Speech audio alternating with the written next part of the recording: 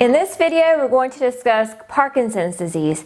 Parkinson's disease is a deficiency of dopamine in the brain. Because of the dopamine deficiency, it interferes with a part of the brain that releases acetylcholine. Therefore, we have an increased amount of acetylcholine, and acetylcholine is what produces the tremors that is characteristic of Parkinson's disease. The diagnosis of Parkinson's disease is made solely on the symptoms that the patient has. They are pretty classic. Some of the early symptoms that you'll see with Parkinson's is muscle stiffness and rigidity. So like stiff arms and a stiff neck is kind of what they'll have first. Then they'll have hand tremors and pill rolling. It's always called pill rolling tremors. And what it means is it looks like the fingers and thumb are kind of doing this thing together. And it's uncontrollable movements.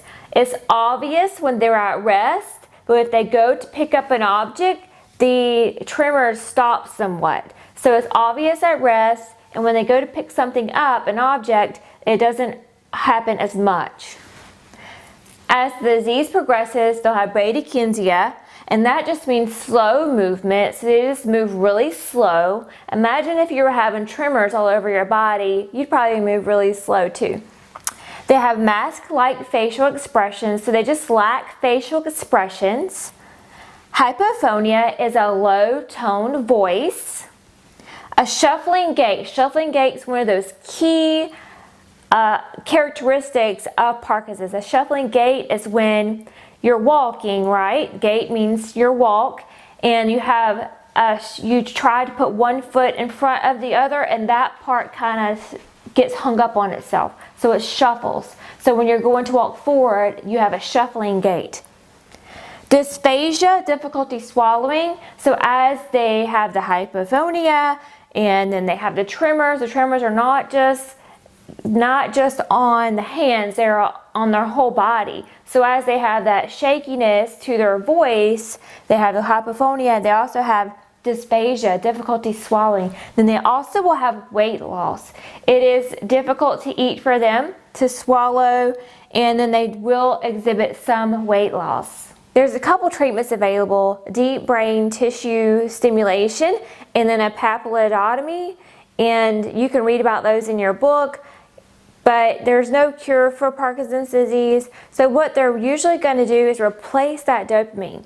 So the drugs that can replace dopamine or increase dopamine are levodopa. Levodopa is the most common, along with Sinemet and Eladopril. So those are the three main drugs that are given for Parkinson's disease. With nursing care, we want to help them live a normal life as much as possible. So we just have to take care of their needs, and here's how we do that. Assist them with ambulation. So assist them with their walker, their cane, or whatever assistive devices that they need. Prevent falls. With the shuffling gait and the tremors makes them very high risk for falls. So we're going to do all those fall prevention things.